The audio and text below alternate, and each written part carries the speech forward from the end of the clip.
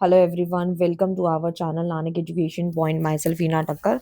सो आज हम guest paper लेकर आए हैं BRL 102 का, जो कि इंट्रोडक्शन टू रिटेलिंग का है। यहाँ पर जो है इंपॉर्टेंट क्वेश्चन हम लोग करेंगे। जो शॉर्ट नोट है आप स्किप कर सकते हो। वैसे तो ये वन शॉट है, पूरी किताब के इंपॉर्टेंट क्वेश्चंस हैं, लेकिन आपको सारे नहीं करने हैं। आपको कुछ लिमिटेड क्वेश्चंस ही करने हैं। ठीक है। जो अच्छे मार्क्स लाना चाहते हैं वो सारा पढ़ सकते हैं, बट जो पास होना चाहते हैं उनको मैं बताऊंगी उन्हें कौन कौन से क्वेश्चंस करने हैं। स्टार्ट करते हैं विदाउट वेस्टिंग एनी टाइम, क्योंकि इसका जो पेपर होने जा रहा है BRL 102 का, वो 20 जून 2026 को होने जा रहा है इग्नू में। अगर आपका जो भी कोड कोई भी और हो, उससे कोई मैटर नहीं करता। बस आपका सब्जेक्ट नेम अगर इंट्रोडक्शन टू रिटेलिंग मैनेजमेंट है या रिटेलिंग है, तो आप ये जो है PDF देख के जा सकते हो और आराम से पास भी हो जाओगे और अच्छे मार्क्स भी आ जाएंगे। सबसे पहला क्वेश्चन आता है, what are the factor that influence consumer behaviour in retailing marketing. सबसे पहले तो बात ये आती है कि यहाँ पे कौन कौन से फैक्टर हैं जो कि हमारे कंज्यूमर बिहेवियर को इन्फ्लुएंस करते हैं रिटेल मार्केटिंग के अंदर। सबसे पहले किताब का नाम समझते हैं, रिटेलिंग। रिटेलिंग का मतलब क्या होता है? रिटेल का मतलब है जब भी हम कोई सामान खरीदने जाते हैं तो रिटेल में खरीदते हैं, होलसेल में नहीं खरीदते। रिटेल में हमें एक दो चीजें मिल जाती है, जैसे कोई पेन चाहिए, आटा चाहिए, चीनी चाहिए, तो एक एक चीज मिल जाती है। उसे हम रिटेल में बोलते हैं, रिटेलिंग बोलते हैं। तो कौन कौन से ऐसे फैक्टर हैं जो हमें प्रभावित करते हैं कंज्यूमर के बिहेवियर को रिटेल मार्केटिंग में? सबसे पहले कंज्यूमर बिहेवियर की एक डेफिनेशन है जो आपको पता होना चाहिए। कंज्यूमर बिहेवियर से मतलब है refers to buying habits and decision making pattern of consumer while purchasing product और services. In retail marketing consumer behaviour influence by several factor. Consumer behaviour का मतलब है जो भी कंज्यूमर है, जो सामान खरीदना चाहता है, उसका बिहेवियर जो होता है वो हर टाइम पे थोड़ा अलग होता है। जब उसको ज़रूरत होती है तो उसका बिहेवियर होता है कि सामान को खरीद लिया जाए, लेकिन जब उसके पास वो सामान पड़ा है तो उसका बिहेवियर थोड़ा चेंज होता है कि अभी रहने देते हैं, बाद में ले लेंगे। यानी कंज्यूमर बिहेवियर का मतलब है बाइंग हैबिट को ये रेफर करता है। और decision making pattern of customer, customer के जो डिसीजन मेकिंग का जो पैटर्न होता है जब भी वो कोई प्रोडक्ट या सर्विस लेता है, तो उसके डिसीजन मेक करने के पैटर्न अलग अलग होते हैं। इन retail marketing consumer behaviour is influenced by several factor. यानी कि जो कंज्यूमर बिहेवियर होता है वो इन्फ्लुएंस करता है बहुत सारे फैक्टर्स को, और हर टाइप जो है, हर कंज्यूमर का बिहेवियर अलग अलग होता है। कौन कौन से फैक्टर है? सबसे पहला आता है कल्चर फैक्टर। इसमें आता है culture, traditional value, believes, effect customer preference and buying pattern. यानी कि इंडिया के अंदर कस्टमर परचेज करता है, ऑथेंटिक वियर ज़्यादा खरीदता है जब कोई त्योहार आता है, या फिर मिठाइयाँ भी वो तभी खरीदता है, जैसे दिवाली है या होली है, तो तब वो खरीदता है। ये कल्चरल फैक्टर है। इसमें कंज्यूमर का बिहेवियर कैसा रहता है कि सामान तो खरीदना है क्योंकि त्योहार है। एग्जाम्पल आप कोई भी लिख सकते हो, अदरवाइज ये भी दे सकते हो। सोशल फैक्टर की बात करें तो इसमें आता है family, friends, colleague and social group influence purchasing decision. यानी कि teenager often buy fashion product influence by the peer group. यानी कि टीनेजर्स जो होते हैं वो फैशन प्रोडक्ट ज़्यादा खरीदते हैं। ये एक सोशल फैक्टर है, क्योंकि इस टाइम पे परचेजिंग पावर ज़्यादा होती है और एक फ्रेंड ने खरीदा तो दूसरा भी खरीदेगा। फैमिली ने किसी ने वो चीज़ टॉप या शर्ट या कुछ भी खरीदा है या कोई गैजेट्स खरीदा है तो वो भी खरीदेगा। ये इसका एग्जाम्पल है। यानी कंज्यूमर का बिहेवियर इस पे भी डिपेंड करता है। एंड फिर आता है पर्सनल फैक्टर, जैसे age, occupation, income, lifestyle, personality. ये भी हमारे बाइंग बिहेवियर को क्या करता है? इम्पैक्ट डालता है। क्योंकि टीनेजर ज़्यादा सामान खरीदते हैं, अगर इनकम अच्छी है, लाइफस्टाइल अच्छा है, तो लग्जरी ब्रांड्स के जो गुड्स हैं हम लोग खरीदते हैं। मिडिल इनकम वाले जो हैं वो वैल्यू प्रोडक्ट ढूंढते हैं जिसमें ज़्यादा फ़ायदा हो। जैसे लैपटॉप ले लिया, वो टीवी का भी काम कर देता है और लैपटॉप का, इंटरनेट, सब सारे काम हो जाते हैं। साइकोलॉजिकल फैक्टर्स में क्या आता है? साइकोलॉजिकल फैक्टर्स में आता है motivation, perception, learning, believes, attitude. ये सब कुछ हमारे बाइंग डिसीजन को इफेक्ट करता है। For example, customer may buy an expensive smartphone because they believe it's offer better quality and status. Customer ने महंगा आईफोन या कोई महंगा स्मार्टफोन खरीदा और उसको लगता है कि ये बेटर क्वालिटी का होगा और स्टेटस सिंबल भी शो करेगा, उसे हम साइकोलॉजिकल फैक्टर कहते हैं। इकोनॉमिक फैक्टर कौन से होते हैं? इकोनॉमिक फैक्टर का मतलब है income level, saving, inflation, purchasing power. ये सब कुछ हमारी स्पेंडिंग जो होती है वो डिपेंड करती है। जैसे इकोनॉमिक स्लो डाउन चल रही होती है तो कंज्यूमर फोकस करता है एसेंशियल प्रोडक्ट पे जो ज़रूरी है। जैसे पेंडेमिक आया, कोविड आया, तो उसमें सिर्फ एसेंशियल आइटम खरीदी जा रही थी, जैसे कि दवाइयाँ वगैरह, ये सब जो काम की नहीं थी वो नहीं खरीदी गई। टेक्नोलॉजिकल फैक्टर्स में क्या आता है? Customer use mobile phone and digital payment, convenient shopping. ये टेक्नोलॉजी से रिलेटेड जो बिहेवियर बदल रहा है वो टेक्नोलॉजिकल फैक्टर में आता है। आई होप आपको फर्स्ट क्वेश्चन क्लियर है। सेकंड क्वेश्चन जो है, टॉपिक को पकड़ना है, क्वेश्चन सेम भी हो सकता है नहीं भी, बट टॉपिक यही होंगे। Describe the different qualities of sales person with example, यानी कि कौन कौन सी डिफरेंट क्वालिटीज होती हैं सेल्स पर्सन की। सेल्स पर्सन यानी जो सामान को बेचता है। सेल्स पर्सन जो होता है, सेल्स गर्ल, सेल्समैन, ये रखे हुए होते हैं शॉप के अंदर, जो कि सामान जो है दुकानदार का बेचते हैं, और ये सेल्स को बढ़ाते हैं और कस्टमर के साथ रिलेशनशिप भी बिल्ड करते हैं। अब कौन कौन सी सेल्स पर्सन के अंदर क्वालिटीज होनी चाहिए, पहला तो उसके अंदर कम्युनिकेशन स्किल काफ़ी अच्छी होनी चाहिए। कॉन्फिडेंट वो होना चाहिए, क्लियरली कम्युनिकेट करे, अच्छे से समझाए, इजी लैंग्वेज, सिंपल लैंग्वेज में फीचर्स बताए उस प्रोडक्ट के बारे में। जैसे हम टीवी लेने जाते हैं तो वहाँ पे सेल्स गर्ल्स बहुत सारी होती हैं, सेल्स पर्सन बहुत सारे होते हैं, वो हमें अच्छे से बात करते हैं, अच्छे से ट्रीट करते हैं, तो वो गुड कम्युनिकेशन स्किल्स का पार्ट है। प्रोडक्ट नॉलेज में आता है, the sales person should have complete knowledge about product, उसको भी नॉलेज होनी चाहिए, क्योंकि हम अगर मान लो हम कोई फ़ोन या फिर टीवी या लैपटॉप कुछ भी लेने जा रहे हैं, तो उसके बारे में फीचर्स हमें अच्छे से बताए, उस प्रोडक्ट के बारे में कंप्लीट नॉलेज उस पर सेल्स पर्सन को होनी चाहिए। Electronic sales person explaining technical specification of laptop, अगर आपसे पेपर में ये ऐसे पूछ ले कि सेल्स गर्ल के बारे में बताओ, तो भी आंसर यही होगा, क्योंकि यही सेम क्वालिटी जो है सेल्स गर्ल और सेल्समैन में होनी चाहिए, सेल्स पर्सन ही वही होता है। ऑनेस्टी एंड इंटीग्रिटी के साथ काम करें, यानी customer trust sales person who provide genuine information दे, यानी कि झूठी मूठी इन्फॉर्मेशन गलत सलत दे दे, वो नहीं होना चाहिए। कंज्यूमर को इन्फॉर्म करे, इसके फायदे, इसकी बुराइयां, हर एक चीज उसका बताने का फर्ज बनता है किसका, सेल्स पर्सन का। पेशेंस होनी चाहिए, कस्टमर में ask many question before purchasing, क्योंकि जब भी हम कोई सामान खरीदते हैं तो हम काफ़ी कुछ पूछते हैं, तो पेशेंस होनी चाहिए उस सेल्स पर्सन के अंदर। यानी क्लोथिंग स्टोर जो होता है, sales person patiently showing different design वो दिखाता है, यानी कि जो है। लेकिन इसका मेरे को एक एग्जांपल याद आ गया कि जब मैं चांदनी चौक गई थी, मैं एग्जांपल देती हूँ सेल्स पर्सन का, मुझे वहाँ का जो सेल्स पर्सन का जो स्टाफ था वो मुझे पसंद नहीं आया, जेन्युइनली पसंद नहीं आया। क्यों नहीं पसंद आया, उसके पीछे रीज़न ये था कि वो लोग ज़्यादा मेहनत नहीं कर रहे थे। ठीक है, मैं बताती हूँ कि मैं शॉपिंग करने गई थी छाबड़ा, छाबड़ा 555 पे गई थी। इनफैक्ट वहाँ पे मेरा जो गॉगल्स था वो भी चोरी हो गया था, ठीक है? तो वहाँ का एक्सपीरियंस मेरा बिल्कुल अच्छा नहीं रहा। तो वहाँ पे क्या हुआ था, वहाँ पे क्या सीन क्रिएट हुआ था कि जब हम साड़ी या सूट, मैं अपनी फैमिली के साथ गई थी, सो वहाँ पे हम जब उनको बोल रहे थे, उन्होंने 1 या 2 डिज़ाइन दिखाए, उसके बाद वो अपने कोड वर्ड में बातें करते हैं और उसके बाद जो है कुछ भी दिखाते नहीं हैं, अच्छे से ट्रीट नहीं करते। तो ये क्या है, एक तरीके से सेल्स गिर ही रही है, ठीक है? जिसको लेना है वो ले लेता है, लेकिन जिसको अच्छा नहीं लगेगा बिहेवियर, वो नहीं लेगा, और मैंने भी नहीं लिया। सो और चश्मा और चोरी हो गया था मेरा, तो मेरा एक्सपीरियंस तो बिल्कुल अच्छा नहीं रहा। सो तो क्या कर सकते हैं, तो हर हर कई बार क्या होता है, हम छोटी दुकान पे जाते हैं, वहाँ का सेल्स पर्सन इतने अच्छे से बात करता है। तो मुझे एकदम से याद आया एग्जांपल, सोचा मैं आपको दूँ, और मैं रियल लाइफ एग्जांपल्स में बहुत डील करती हूँ। अगर आपके साथ भी ऐसा कुछ हुआ है सीन, तो मुझे बताना कमेंट करके। परसुएसिव एबिलिटी क्या होती है, उसमें sales person should convenience customer effectively, ठीक है? एंड इसका एग्जांपल है convincing customer to purchase extended warranty, यानी कि हम जब जब सेल्स पर्सन अच्छा होता है ना, तो वो 2 चीज़ें बताता है, उनको कन्विंस करता है। लेकिन आजकल के जो सेल्स पर्सन वो ज़्यादा मेहनत करना नहीं चाहते। वो चाहते हैं, उनको पता है सैलरी तो मिल ही जाएगी, लेकिन कोई-कोई होते हैं जो दिल से बहुत अच्छी मेहनत करते हैं और कस्टमर को कन्विंस करते हैं, सेल्स बढ़ाते हैं और उनको वारंटी या जो भी चीज़ है उनके बारे में बताते हैं। पॉजिटिव एटीट्यूड होना चाहिए कस्टमर के प्रति, यानी कि एक सामान दिखाया और मुँह फुला के बैठ गए या दिखाया ही नहीं। जो मेरा एक्सपीरियंस था उसमें क्या था कि वो आपस में कोड वर्ड में बात कर रहे हैं कि उनका मेहनत करने का, काम करने का मन नहीं कर रहा। वो 1-2 सूट साड़ी दिखा के बस फिर बोलते हैं, है ही नहीं, है ही नहीं, जबकि सामने इतने सारे पीसेस पड़े हैं। Greeting customer warmly in a retail store, एक तरीके से पॉजिटिव एटीट्यूड। लिसनिंग स्किल काफ़ी, अंडरस्टैंडिंग कस्टमर की नीड क्या है उसके हिसाब से प्रोडक्ट को दिखा देना। सो इस प्रकार से है। नेक्स्ट क्वेश्चन आता है, discuss the type of consumer decision making process, explain with example.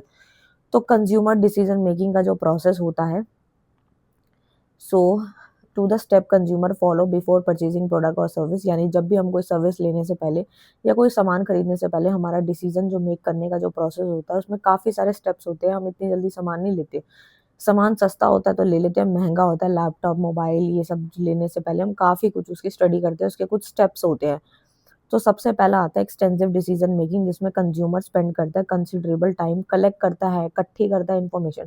अगर आपको भी कोई फ़ोन, लैपटॉप चाहिए होता है, तो आप पहले अपने फ्रेंड से, कलीग से, कितने लोगों से पूछते हो, यानी कि एक्सपेंसिव प्रोडक्ट है, रिस्क ज़्यादा है, जैसे आपको कोई कार लेनी है या कोई घर लेना है या फिर कोई और भी एग्जांपल है, तो उसके लिए आप क्या करते हो, आप उसके लिए अच्छे से इन्फॉर्मेशन कलेक्ट करते हो कि एरिया कैसा है, कैसा नहीं है, पार्किंग की जगह है या नहीं है, पानी साफ आता है नहीं आता, तो काफ़ी सारी चीज़ें की आप स्टडी करोगे, एकदम से डील नहीं करोगे। लिमिटेड डिसीजन मेकिंग होता है, यानी कि सम कंपैरिजन आप करोगे, ठीक है। जो आपके जो सिंपल वाले प्रोडक्ट हैं, ईज़ी हैं, जो कि ज़्यादा महँगे नहीं हैं, उसमें तो आप ज़्यादा टाइम नहीं लगाते। लेकिन जैसे कि अगर जूते, मोबाइल खरीदना है, इसमें इतना टाइम नहीं लगाओगे, जब घर लोगे तो ज़्यादा टाइम लगाओगे। रूटीन डिसीज़न मेकिंग क्या होता है, जिसके अंदर इन्वॉल्वमेंट कम रहती है, हैबिचुअल परचेज़ेज़ होती है, जैसे कि टूथपेस्ट, साबुन, ये सब तो आप रेगुलरली खरीदते हो, तो इसमें ज़्यादा क्या ही सोचना। इम्पल्स बाइंग होती है, जैसे कि इमोशनल बाइंग होता है, ट्रिगर्ड बाय प्रमोशन, यानी कि अगर आपको चॉकलेट खरीदनी है, ठीक है, purchasing chocolate near a billing counter, तो ये क्या है, कंज्यूमर ने सडन अनप्लान्ड परचेज कर लिया कि आपने सोचा भी नहीं था, फिर भी आपको पसंद आया, आपने ले लिया क्योंकि वो इतना महंगा नहीं था। कंज्यूमर डिसीजन मेकिंग के प्रोसेस आपको समझ आए होंगे। पहले एक स्टेप समझो कि पहले नीड पड़ती है, पहले उस प्रोडक्ट की ज़रूरत पड़ती है, फिर उसके बाद जैसे कि आपको ज़रूरत है एक नए स्मार्टफोन की, फिर आपने उसके ऊपर इन्फॉर्मेशन सर्च कर ली है, फिर उसके रिव्यूज़ वगैरह वेबसाइट पे जाके देख लिए, फिर कंपेयर कर लिया प्राइजेस, फिर आपने सोचा कि चलो ले लेते हैं, और उसके बाद आपको सेटिस्फाई हुए या नहीं, वो लास्ट प्रोसेस है जिसको हम पोस्ट परचेज बिहेवियर कहते हैं। तो क्वेश्चन कैसा भी घुमा फिरा के है, आप कर पाओगे। Now come to the fourth question, जो कि है role of information technology in personal selling with examples. यानी कि यहाँ पे आईटी के बारे में बात हो रही है, जो अभी बहुत ट्रेंड में है। इंफॉर्मेशन टेक्नोलॉजी बहुत इंपॉर्टेंट रोल प्ले करता है हमारी पर्सनल सेलिंग को इम्प्रूव करने में, और हमारी कम्युनिकेशन भी बढ़िया कर रहा है। आप देख रहे हो, पहले कहाँ एक चिट्ठी लिख के जाया करती थी, लेकिन आज फ़ोन कॉल मैसेज से हम लोग सारी बातें करते हैं, और हर एक चीज़ जो है कर पाते हैं। कस्टमर की सर्विस सेल्स भी इससे बढ़ जाती है। कौन कौन से रोल हैं इंफॉर्मेशन टेक्नोलॉजी के इन पर्सनल सेलिंग के अंदर? सबसे पहला आता है कस्टमर रिलेशनशिप मैनेजमेंट, जिसे हम सीआरएम कहते हैं। एक तरीके से Salesforce and HubSpot CRM system, यानी सीआरएम सॉफ्टवेयर हेल्प करता है sales person manage customer information and interaction. यानी कि जो हमारा कस्टमर का रिलेशनशिप होता है वो काफ़ी अच्छा होना चाहिए। ऑनलाइन कम्युनिकेशन भी हो पाती है, जैसे आप मेल, वीडियो कॉल, चैट से, आप जो है जूम मीटिंग से आप किसी भी प्रोडक्ट का डेमोन्स्ट्रेशन देख सकते हो। ये ऑनलाइन कम्युनिकेशन है। मोबाइल टेक्नोलॉजी में क्या होता है कि आप अपने मोबाइल से जो है प्रोडक्ट की कैटलॉग देख पाते हो, जैसे कोई आपको चादर देखनी है, कोई कुशन देखना है, तो आप वो भी देख सकते हो। सो ई कॉमर्स इंटीग्रेशन है, IT help sales person connect with online buyers, retailer using websites and app for online selling. जैसे मैं इसका एक एग्जांपल देती हूँ, जैसे मेरे को लाइक हैंडलूम, जैसे हम लोगों का फैमिली बिजनेस है हैंडलूम आइटम्स, ठीक है। लास्ट 40 to 50 ईयर से जो हमारे फादर से चला आ रहा बिजनेस है, वो हैंडलूम आइटम्स का है। सो मेरे को उसको ऑनलाइन करना था, डिजिटलाइज करना था, तो फ्लिपकार्ट, मिंत्रा पे मैं ये कर रही हूँ ये सब चीज़ें। सो इंस्टाग्राम पे भी मैं कर रही हूँ, आपको अगर कनेक्ट होना हो तो आप हो सकते हैं। सो मुझे अभी एग्जांपल याद आया ई कॉमर्स प्लेटफॉर्म का, तो मैंने आपको दिया, ठीक है। तो यहाँ पे डाटा भी एनालाइज हो जाता है, यानी retail stores analyse purchase history for personalise offers. फिर नए नए ऑफर्स निकाले जाते हैं। डिजिटल पेमेंट, जैसे जीपे हो गया, आप करते होगे, जैसे नोट्स लेने होते हैं तो जीपे, यूपीआई करके स्क्रीनशॉट करते हो आप लोग, तो वो डिजिटल पेमेंट्स है जो कि सिक्योर भी है, एक तरीके से फास्ट है। 1 मिनट में, 1 सेकंड में आपकी पेमेंट हो जाती है। सोशल मीडिया पे सेलिंग हो रही है, ठीक है, जैसे sales person use social media to interact with customer, और हम जो ऑनलाइन आजकल फ्लिपकार्ट, मिंत्रा पे जो भी सामान बेच रहे हैं, तो यानी हम लोग कस्टमर के साथ जो है यहाँ पे इंटरेक्ट कर रहे हैं। नेक्स्ट क्वेश्चन आता है एडवर्टाइजिंग के ऊपर, और इसकी कैटेगरीज क्या क्या है। सो सबसे पहले एडवर्टाइजिंग जो होती है वो एक पेड फॉर्म ऑफ कम्युनिकेशन है, जैसे कि हम ऐड वगैरह चल मतलब लोगों को जागरूक कर रहे हैं अपने प्रोडक्ट के प्रति, कस्टमर को जगा रहे हैं कोई भी सर्विस या ब्रांड को लेके। जैसे कि अभी हैंडलूम का जो मेरे फैमिली बिजनेस जो है, अब मैं उसी को डिजिटलाइज कर रही हूँ, यानी कि कहने का मतलब ये है कि जिन लोगों को उस ब्रांड के बारे में नहीं अवेयर, तो वो लोग अवेयर हो जाएं। सो कैटेगरीज कौन सी एडवर्टाइजिंग के? सबसे पहला इंफॉर्मेटिव। इंफॉर्मेटिव एडवर्टाइजिंग में होता है provide information about new product. हम नए नए प्रोडक्ट के बारे में इंफॉर्मेशन प्रोवाइड कर रहे हैं, जैसे कि नया स्मार्टफोन आना, कोई नई बेडशीट आई है, नया कुशन आया है, वो सब। परसुएसिव एडवर्टाइजिंग क्या होती है? जैसे soft drink advertisement comparing brands, जैसे कोई encourage customer to buy product, यानी कि जो जो सॉफ्ट ड्रिंक्स की एडवर्टीजमेंट कर रहे हैं ताकि ब्रांड को हम कंपेयर कर सके। नेक्स्ट आता है रिमाइंडर एडवर्टाइजिंग, जैसे Coca Cola advertisement during summer. जैसी गर्मियाँ आती है, कोको कोला की नई ऐड आने लग जाती है कि ये ऑफर आया है, ये कूपन आया है, इसमें बाय वन है, इस तरीके से रिमाइंडर दिया जाता है एडवर्टीजमेंट का, जो कि गर्मियों के दौरान दिया जाता है, क्योंकि गर्मियों में ठंडा ठंडा चाहिए होता है तो हम कोक वगैरह पी लेते हैं। इंस्टीट्यूशनल एडवर्टाइजिंग में आता है Tata advertise promoting trust and values. और इंस्टीट्यूशनल एडवर्टाइजमेंट इसलिए होती है ताकि उनकी कंपनी की इमेज जो है वो प्रमोट हो बजाय कि प्रोडक्ट के।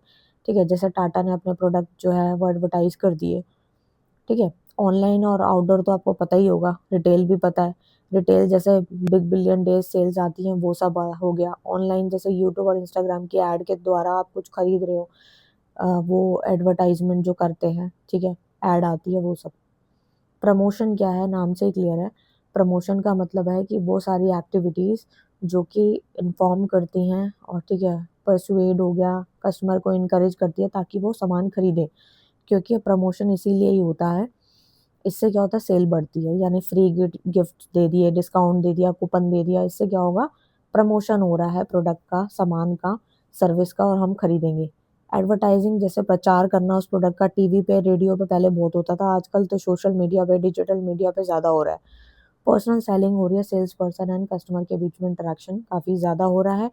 पब्लिक रिलेशनशिप की बात करूँ तो पॉजिटिव पब्लिक इमेज भी बिल्ड हो रही है, यानी कि स्पॉन्सरिंग सोशल इवेंट्स, स्पॉन्सर करना, लोग इवेंट में आएंगे, आपके प्रोडक्ट के बारे में जानेंगे, ये सब आप लिख सकते हैं। जो क्वेश्चन सेम होंगे वो मैं स्किप कर दूंगी।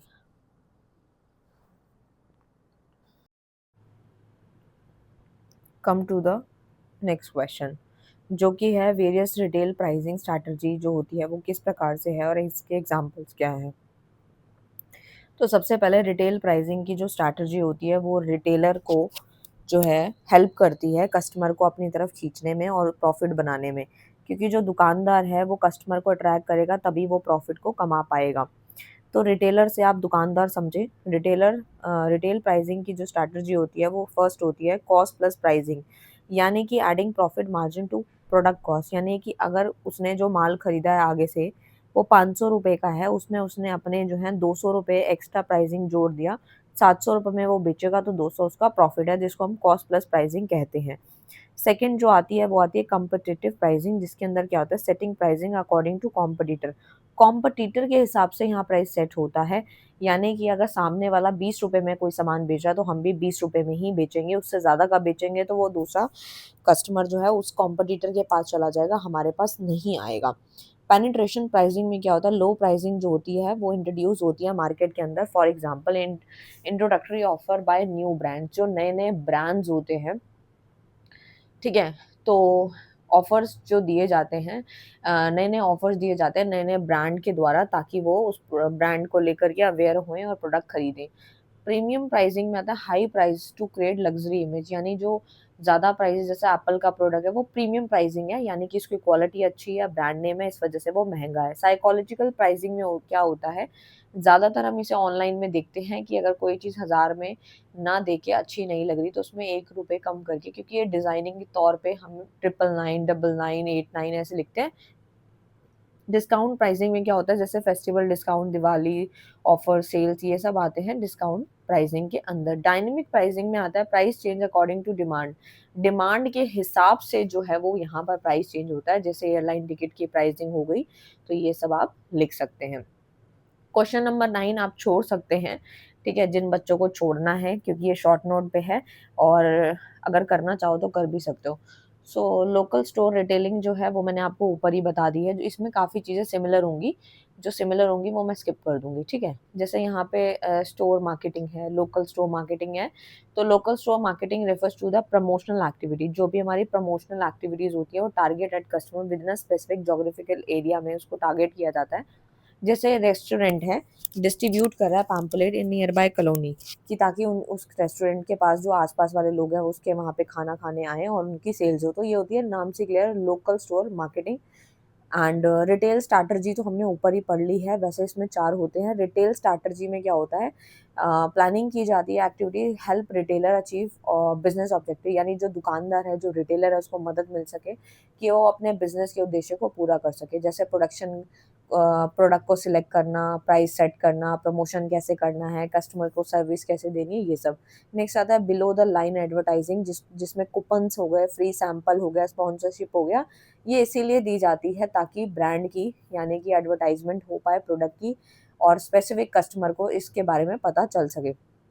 डेवलपिंग आ रिटेल ब्रांड, यानी कि अगर हमें जो डेवलप करना है अपने ब्रांड को, तो हम क्या करेंगे, अट्रैक्टिव लोगो बनवाएंगे, क्वालिटी प्रोडक्ट देंगे, कस्टमर के साथ अच्छी हमारी बॉन्डिंग रहनी चाहिए, कंसिस्टेंट एडवर्टाइजमेंट होनी चाहिए, यानी कि 2 दिन आपने प्रचार किया और 3 दिन नहीं किया। ठीक है, तो ये सब है। एंड रिटेल मार्केटिंग तो मैं ऊपर ऑलरेडी आपको करा चुकी हूँ। ठीक है, देखो ये मैंने यहाँ पे करवाया था, वेट, देखो ये रहा रिटेल मार्केटिंग का क्वेश्चन। तो ये सेम है, आप छोड़ सकते हैं। कुछ क्वेश्चन मैंने इसलिए भी डाले हैं इसमें ताकि पता लग सके कि क्वेश्चन जो है इस तरीके से भी पूछा जा सकता है। तो आप ये 10th क्वेश्चन छोड़ दें। ठीक है, पर्सनल सेलिंग जो है ये भी मैं एक बार देख लेती हूँ कि मैंने कराया है कि नहीं।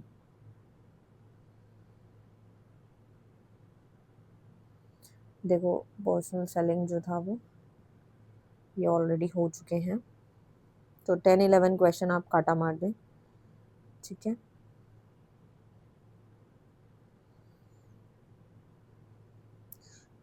अब आते हैं अपने 12th क्वेश्चन की तरफ, जो कि एक्सप्लेन हल ड्राइव रिडक्शन थ्योरी है।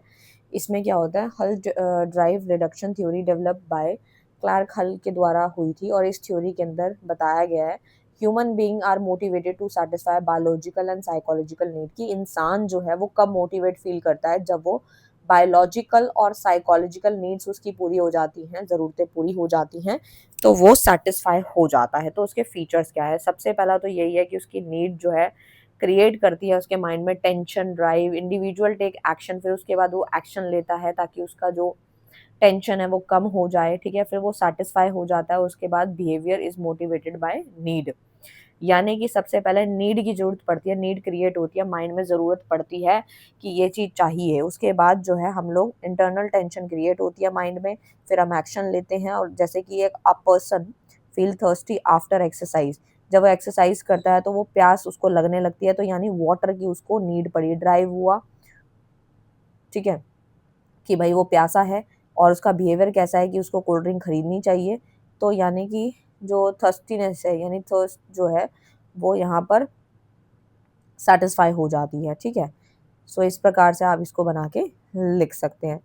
नेक्स्ट जो आता है क्वेश्चन वो आता है explain sales process SPNCO use by many sales organisation, काफ़ी सारी सेल्स की ऑर्गेनाइजेशन इसको इस्तेमाल करती हैं। क्यों इस्तेमाल करती हैं, sales management process use to track sales activity, यानी कि ट्रैक करने के लिए सेल्स की एक्टिविटी कैसे चल रही है।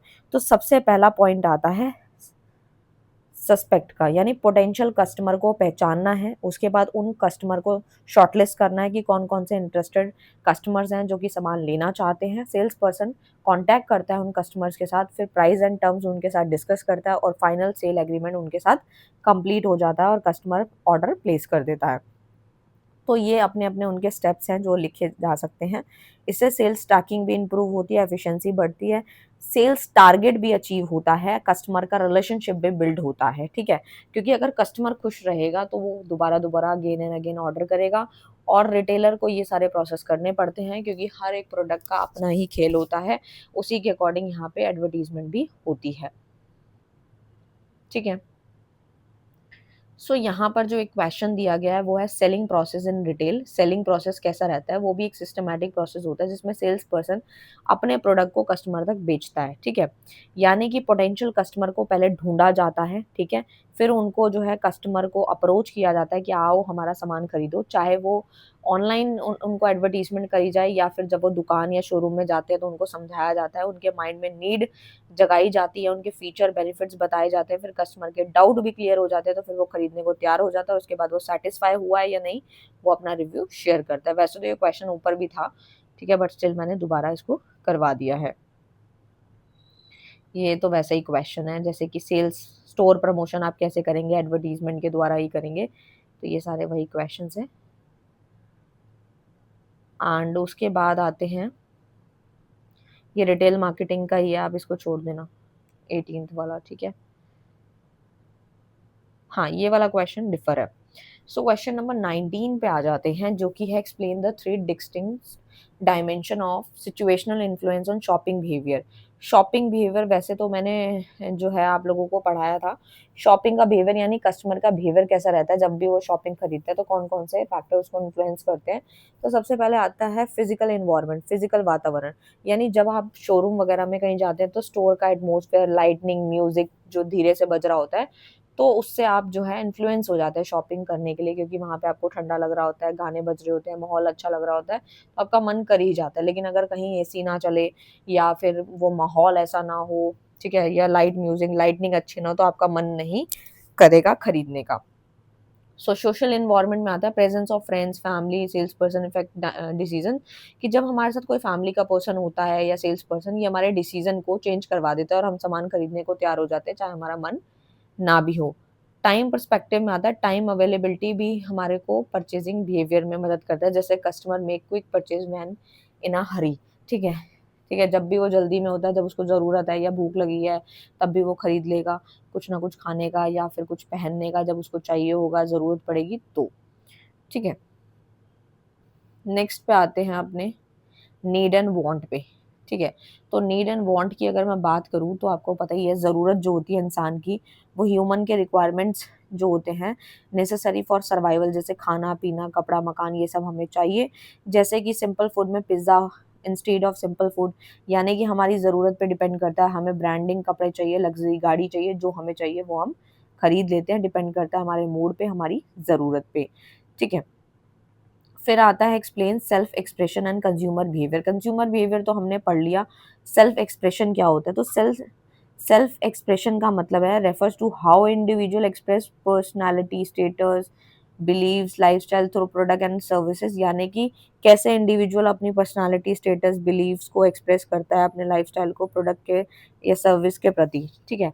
जैसे लग्जरी कार्स इंडिकेट करती है आपके स्टेटस को दिखाती है, फैशन क्लोथिंग आपकी पर्सनालिटी दिखाते हैं, फिटनेस प्रोडक्ट आपकी हेल्थ कॉन्सिक्वेंस को दिखाते हैं कि आप कितने ज़्यादा हेल्थ कॉन्शियस हैं, ठीक है। Nike product confidence and achievement, यानी कि उसने नाइकी ने प्रमोट किया अपने प्रोडक्ट को लेके, कॉन्फिडेंस एंड अचीवमेंट दिखाया। कंपनी ने अपने ब्रांड को क्रिएट किया था कनेक्ट करने के लिए कस्टमर के साथ इमोशनली, जिससे उन्होंने अपने ब्रांड को जो है आगे बढ़ाया और लोग उसके प्रोडक्ट को खरीदते भी हैं और एक ब्रांड इमेज भी बिल्ड हुई हुई है, ठीक है। सो एडवर्टाइजिंग जो है मैंने ऊपर पढ़ा दिया है। और उसके बाद नेक्स्ट आता है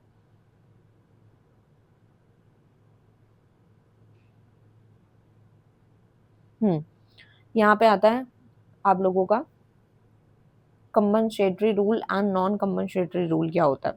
सो यहाँ पर क्या होता है, यहाँ पे good features compensate for weakness और यहाँ पे weakness can not be compensated.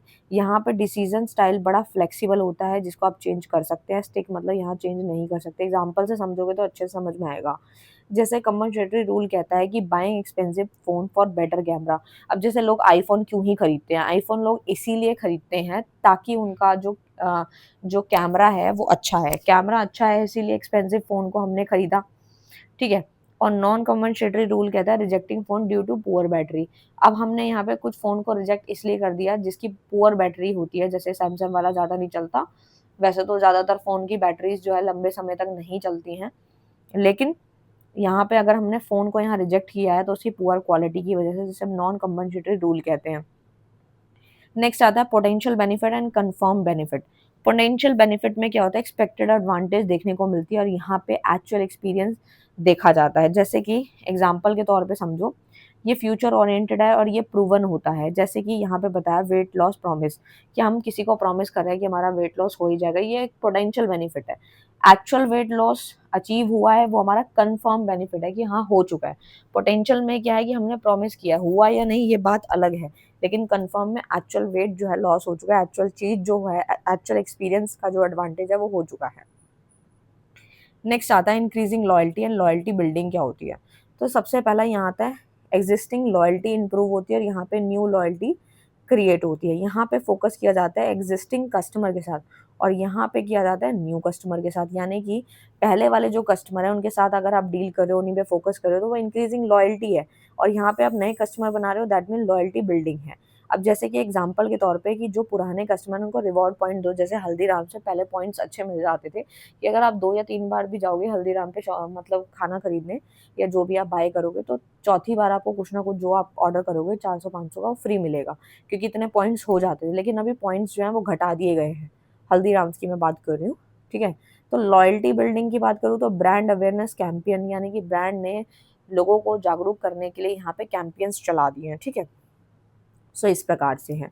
So next आता है कि पर्सनल एंड डायरेक्ट सेलिंग क्या होता है। पर्सनल सेलिंग मतलब फेस टू फेस इंटरेक्शन हुआ और अपना सामान बेच दिया, जैसे रिटेल सेल्स पर्सन दुकान में जाके अपना सामान को बेच देता है। और डायरेक्ट में क्या होता है, यहाँ सेलिंग डायरेक्टली होती है विदाउट इंटरमीडियरीज, यानी ऑनलाइन कैटलॉग, होम सेलिंग, ये सब होता है। और इसमें एमवे सेलिंग, जैसे कोई भी प्रोडक्ट की डायरेक्ट सेलिंग होती है, जैसे कैटलॉग दिखा दी, जैसे कि ऑरिफ्लेम के प्रोडक्ट्स हैं या फिर कोई लैक्मे के हैं, उसके कैटलॉग देख के वो डायरेक्ट सेलिंग होती है। आई होप आपको क्लियर होगा। आईटी वाला मैं ऑलरेडी आपको करा चुकी हूँ, ठीक है, ये छोड़ देना। पर क्वेश्चन देख लो, इस प्रकार से पूछा जा सकता है, ठीक है। सो अब आते हैं what is spin selling. Spin selling क्या होती है? स्पिन सेलिंग से मतलब है ये एक ऐसी टेक्निक है जो कि डेवलप करी गई थी नील के द्वारा। स्पिन से मतलब क्या है? स्पिन का मतलब है S stand for situation question, P मतलब प्रॉब्लम क्वेश्चन, आई मतलब इम्प्लीकेशन क्वेश्चन, एंड मतलब नीड पे ऑफ क्वेश्चन, ठीक है। तो यानी कि अगर मैं यहाँ पे प्रोसेस की बात करूँ closing sale in retail store की, तो इसमें भी वही पॉइंट्स आते हैं कि पहले कस्टमर की नीड को पहचानो, प्रोडक्ट के बेनिफिट दिखा दो कस्टमर को, ये इस प्रोडक्ट का बेनिफिट है। और चाहे वो कोई भी प्रोडक्ट है, टीवी है तो उसमें क्या-क्या फैसिलिटीज़ हैं, ठीक है? हैंडलिंग ऑब्जेक्शंस क्या हैं, ऑफरिंग सॉल्यूशंस क्या हैं, एंड परचेज़ डिसीज़न के टाइम पे वो कुछ पूछना चाहता है, ये सब। और उसके बाद पेमेंट प्रोसेस कंप्लीट हो जाता है, उसके बाद सर्विस भी फ़ॉलो अप हो जाती है। तो वही सारे मेन पॉइंट्स हैं जो कि आप 2-4 क्वेश्चन में लिख सकते हैं, ठीक है?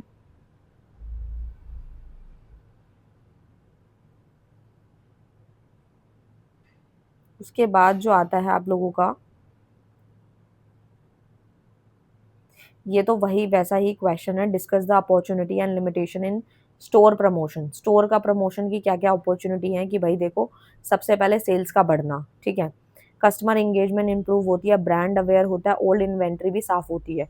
क्योंकि अगर हम स्टोर में कुछ नया प्रमोशन करेंगे तो पुराना माल निकलता चला जाएगा, ब्रांड भी अवेयर होगा, कस्टमर भी आएगा और उससे सेल भी बढ़ेगी। लेकिन साथ ही साथ इसकी बुराई क्या है, जब भी हम एडवर्टाइज़मेंट या कुछ प्रचार करेंगे तो प्रमोशन कॉस्ट ज़्यादा होगी, शॉर्ट टर्म पे इम्पैक्ट डालेगा, लॉन्ग टर्म पे नहीं। डिस्काउंट पे हम लोग जो पर्सन्स हैं, कंज्यूमर डिपेंड हो जाएँगे, प्रॉफिट मार्जिन भी घट जाता है क्योंकि हम उसको सस्ते में निकाल रहे हैं, ठीक है? ये रिटेल एडवर्टाइज़मेंट मैं ऑलरेडी करा चुकी हूँ। सो ये था पूरा का पूरा पीडीएफ जो कि मैंने आप लोगों को अच्छे से कंप्लीट कराया। इसी तरीके के क्वेश्चन आपके एग्ज़ाम में आएँगे और जो रिपीटेड थे वो मैंने छोड़ दिए, बस क्वेश्चन इसलिए डाले थे ताकि आपको पता लग सके कि क्वेश्चन इस तरीके से भी पूछा जा सकता है। So all the best for your exam. Thank you so much.